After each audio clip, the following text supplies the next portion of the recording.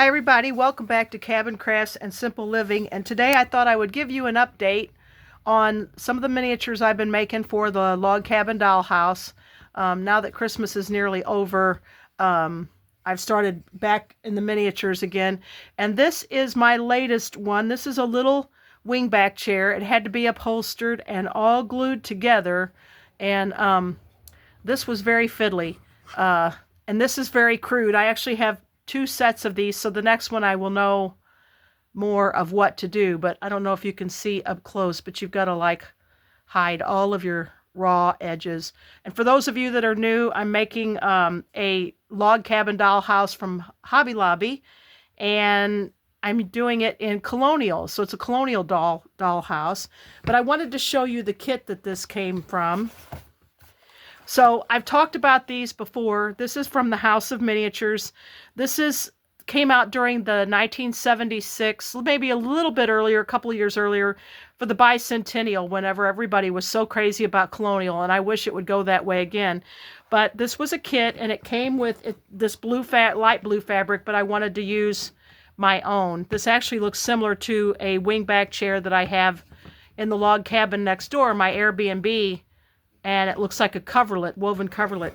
But just to show you how fiddly this all is, these are all of the templates for the material that you upholster with.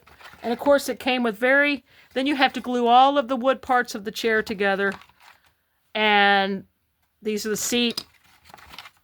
So here's the cushion. I already glued that to the seat. I've got to find my back cushion. Hopefully I didn't lose it somewhere or throw it away accidentally. But this is to use to cut out your pattern pieces for the upholstery. So this was a bit of a pain. Oh, there it is. There's the cushion for the back. I need to put that in the box so it all stays together. So that was for this. What I've also made, and I'm really proud of this one because this one was fiddly too. This is a Colonial tall case clock, and anything with hinges is a pain in the hiney. And then I had to glue the little weights in there. I don't know if you can see them all, and the pendulum. It's a little bit crooked, but it'll still do. It'll still look cute in the dollhouse. So that's the tall case clock. And then I did some people would call this a Welsh dresser. They're calling it a Hutch cupboard. This is from another company. This is from Shenandoah Designs Incorporated, the Colonial collection. And again, this is all unfinished wooden parts. But what's cool is they give you not only the instructions, and they show you the full size of the pattern pieces. So like if I actually wanted to make this again, I could with balsa wood. But then it gives you the history sheet of it. And this one is circa 1700. And the little drawers really open. And the doors really open. So this will be another piece in the dollhouse. And the reason why I haven't showed you me actually making these on a video is you got to wait for glue to dry. And like I said, I don't know how to edit and do all of that funky stuff. So I make it and then I show you. This is a trestle table. And then it came with, came with 2 benches. And this one was very simple and very easy to put together. So you'll have to look at it from the top. But so this will have 2 benches. Let me pull that a little closer so you can see. He'll have 2 benches and a table. And then I'll try to find 2 chairs, maybe Windsor chairs or something, to go at either end. So this would be for your whole family. And then just a review. Again, this was Shenandoah Designs for that. I'm finding these on eBay.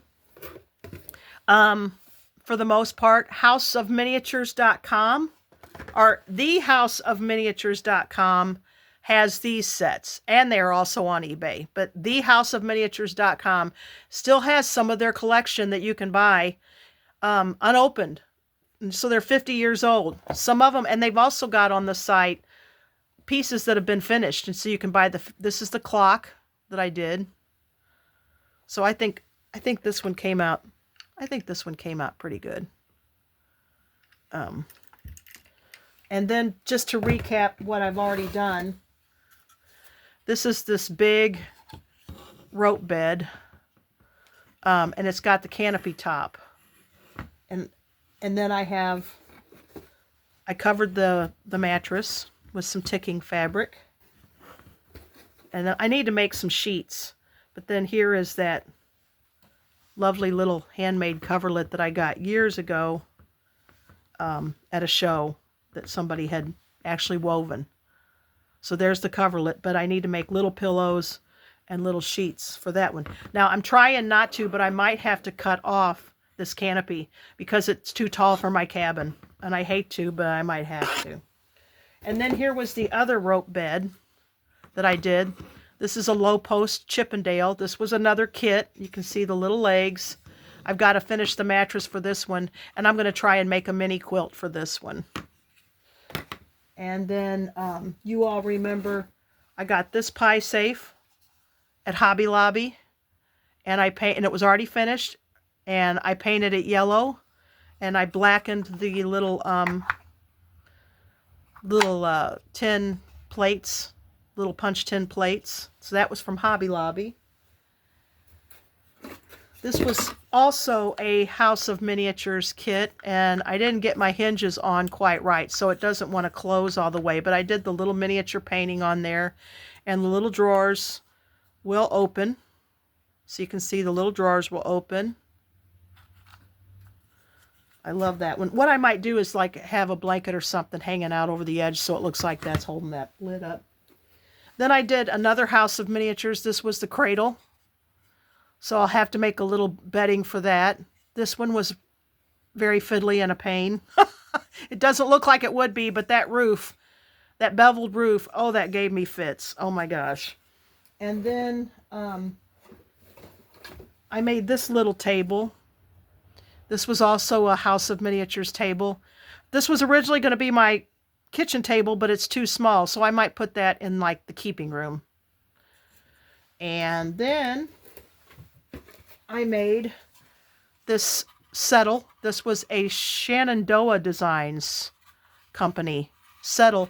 And then what I wanted to show you was, because they come with the exact replica of the patterns, I went to Hobby Lobby and I bought some balsa wood, and I made another one exactly like it.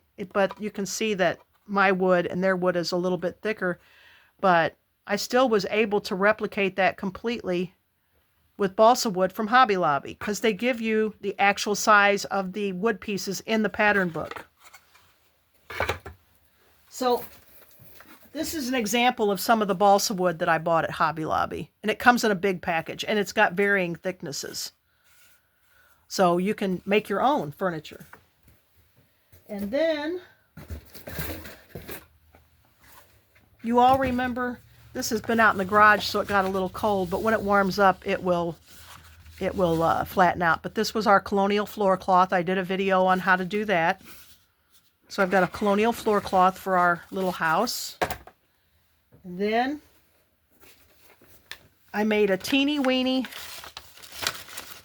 candle box. Oh, this was the pattern pieces for that settle. And I made a tiny candle box, and I painted a bunch of toothpicks to look like beeswax candles. These turned out a lot better than my poured ones that I did the video on the other day. If you all remember watching that. But I've got a bunch of candles for the little tiny candle box. And I made an itty bitty stool, and I guess I left that at the log cabin. A little tiny footstool. And then, last but not least, I had a lovely viewer. She sent me a few things. She sent me a couple of these little metal crocks. I'll take one out so you can see it. And it didn't come with a note or anything. And so I didn't know where these came from. And then I was talking to her one day and she goes, "Did you get your miniatures?" And I'm like, "What do you mean?" And so she told me that she's the one that ordered these. It's got little feet on the bottom. And then she ordered a couple of little Colonial chamber sticks. Look at those. So I've got 2 of those. Little Colonial chamber sticks. And I've got 2 of the little iron pots. So when I make a fireplace with a crane, I'm going to hang that on it. And then I've got these little brackets for something. I thought she bought me a crane too. I must have left that at the... No, here it is. No, that's a skillet. She got me a long-handled skillet. And these are metal, so they're really nice. And then this is just some long brackets, like if I want to put them on my front door to look colonial. So there's 2 sets of those. So that was a gift from one of my faithful viewers, and I thank you very much because they're adorable. So I'm going to put this stuff away. So that's just kind of a little update on where we are with the miniatures. I've got to make one more of these chairs. And I think the next one will turn out better. But I'm pretty happy with how this one turned out. I mean, it's a little bit more crude, but if it's sitting in a dollhouse, you're really not going to notice. So that's an update on the Colonial miniatures. I hope you all like this video. It's short but sweet.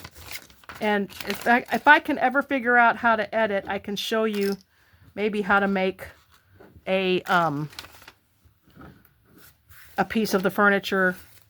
But you got, like I said, these are so complicated you have to wait until the glue dries before you can move on to the next step. So next step is I think I'm going to try to make a trundle bed that will slide under this bed, and it will be very plain, and I might be able to show that one step by step online. So thank you guys for watching, and I always appreciate your support, and God bless you, and I hope you have a wonderful Christmas season. So I'm doing this just 3 days before Christmas, so Merry Christmas, everybody. Thank you. Bye.